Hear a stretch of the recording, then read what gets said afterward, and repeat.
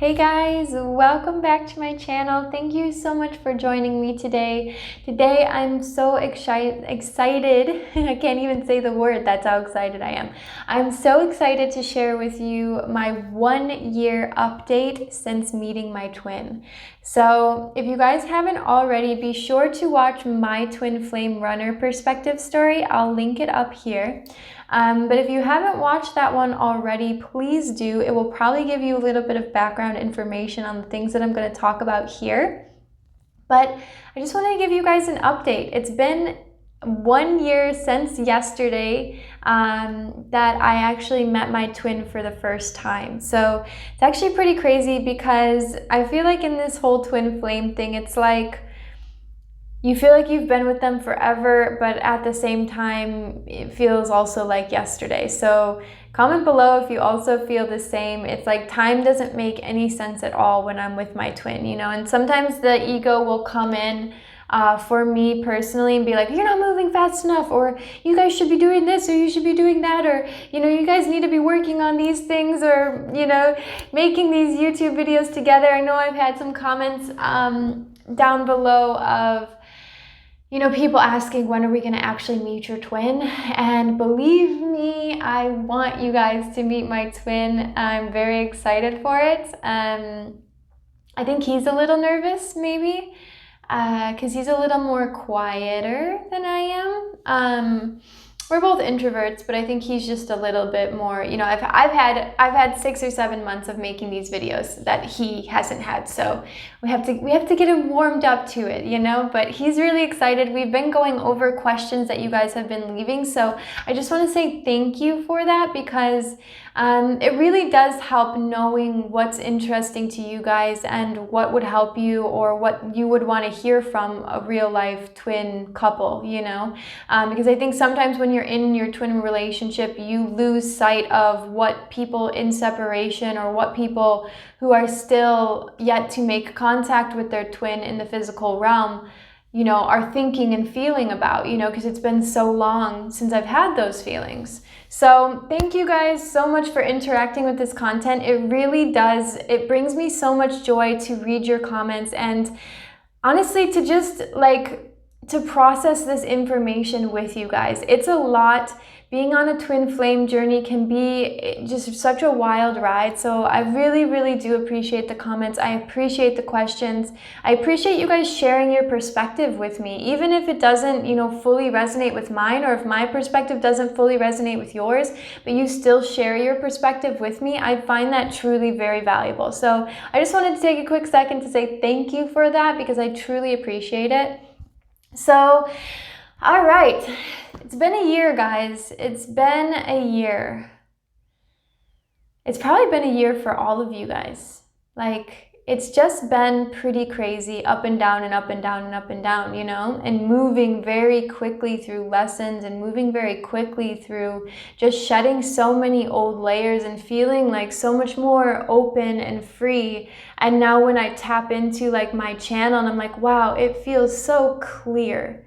It feels so clear, and it feels so open, and it's really nice to live life that way. And I truly think, you know, I've always been a very empathetic person, but I truly think since meeting my twin, there's been a feeling of safety within my body that I've never felt like in my lifetime before. And I remember when I first met him, you know, just feeling drawn to him. Like when I first met him, if you didn't already watch my twin video, watch it, because this will put things into perspective. But I was traveling with my current partner at that time, which was not my twin. And we were all sitting around a fire. There's like probably 5 or 6 of us. And so we were sitting around a fire, and it was like a big fire pit that's made of like bricks or cement. And I was sitting on this side. My partner was sitting over here. And then my twin was actually sitting next to my partner. And when I walked over to the fire, I was just like instantly drawn to my twin in such a strange way that I was almost like, I kept like edging closer and closer and closer to my partner, because he was closer to my twin. So it's really interesting because the conversation between everybody kind of started off very slow, very chilled, and, you know, hi, how are you? Where are you from? What are you doing? You're traveling, blah, blah, blah, blah, blah.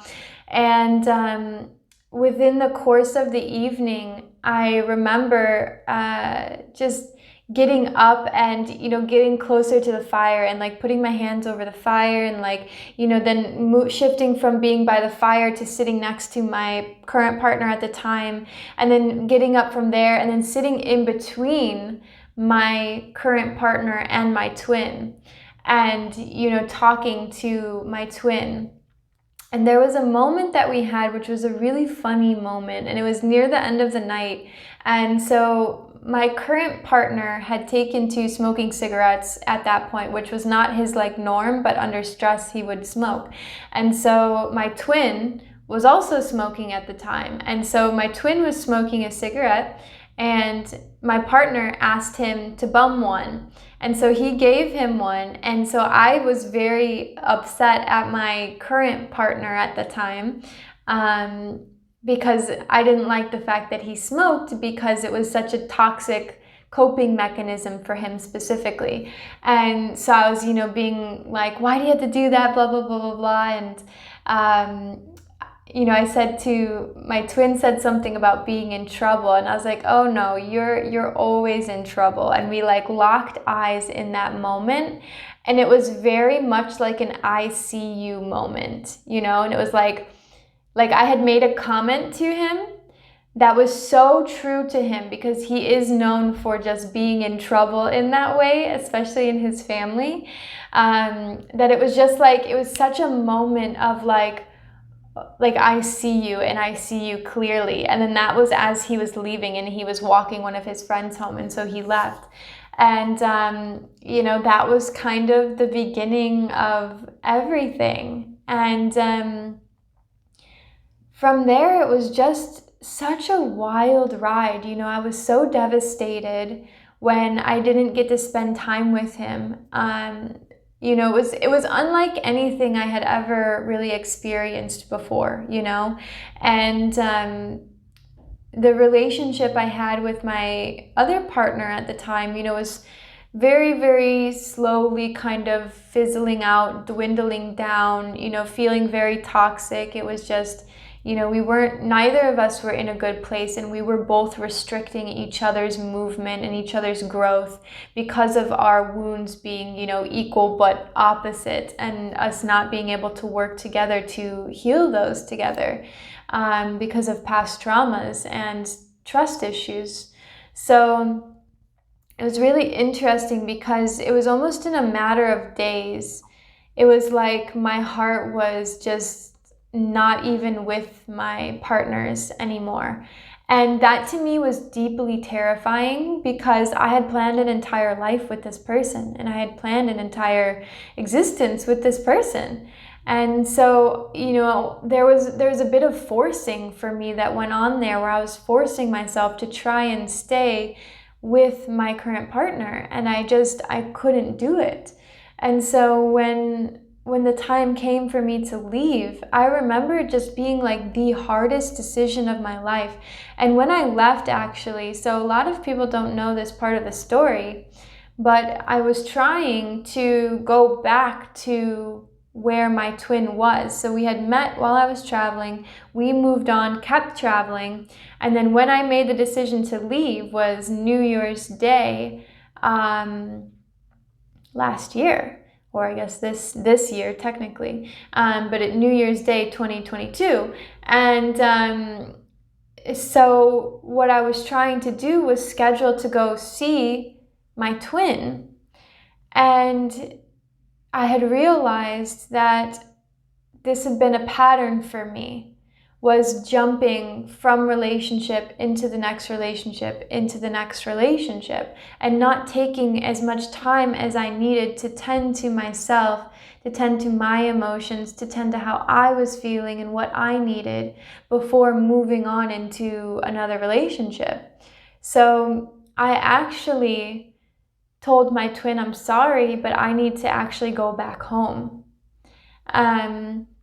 And so that was a big moment for me because I was terrified. I was saying goodbye to my current fiance at that time, and then also saying goodbye to my twin, in favor of dealing with the things that I needed to deal with, the brokenness that was inside of me, because I wasn't going to be able to be okay coming right out of, you know, a committed relationship like that and trying to go right back into another one, even though I am very well known for hanging on to relationships longer than I should. So I will say I am one of those people that does kind of mourn the relationship while still being in the relationship. And then, you know, it's so dead by the time you leave. There's almost like a sense of relief. It's not even sadness anymore. That is me. Comment below if you're the same way. And this is neither a good or a bad thing, it just is.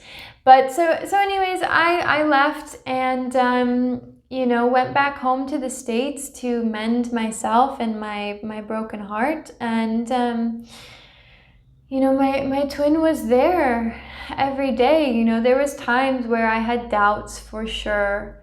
You know, after meeting someone, and a lot of you guys can probably relate to this, after meeting somebody like that for a day or two and leaving them, you start to question your own mind, you start to question your emotions, you start to question, was what I was feeling, was that actually legit, was that actually real, or did I make all of this up in my head? And a lot of the people that I talk to that are in twin flame relationships in separation stages say the same thing. They're like, I'm having a relationship with somebody that's not even talking to me right now. And comment below if this is you, because this is how it is in twin flame relationships. That connection, that cord, that tie spans physical limitation. It's beyond physical limitation. So that's why we dream of our twins. That's why we hear songs and think of our twins. That's why their name is in our minds all the time. That's why we're looking at photos of them and feeling the connection change and shift as we go through changes and shifts. And as we progress in our spiritual journey, we feel them doing the same. It's because your connection with your twin spans lifetimes. It spans dimensions. It spans physical reality. It far surpasses physical reality. So yeah. So when I spent about 5 or 6 months after separation with my twin, I finally came to a place of surrender where I was like, okay, I think it's time. I think it's time to own up to what's in store for me in this life and stop playing small, because I had realized a pattern that I chose people typically that were, you know, emotionally unavailable so that I could spend my time trying to make them available so that I could prove that I was worthy of love. And that was a really hard, toxic pattern for me to face within myself, is to realize that all of these partners that I had chosen that were, you know, abusive to me or neglectful to me wasn't because I was a victim. It was because I chose them knowing that they were that way so that I could play the victim card and so that I could try to prove to them that I was worthy of love, the love that I felt like I never got in my childhood. You know, so when we have these twin relationships, it's so important to look at your childhood and to look at what patterns you've been playing out. And without getting too far into that, because we can talk about that in another video, I'm now here with my twin in union a year later, and this is what we're going through now. So what I'm going to do is split this video into 2 videos. And if you watch the next video, I'm going to share with you where we're at now, what we're doing, what's going on in our lives, and where we're going from here. So stay tuned.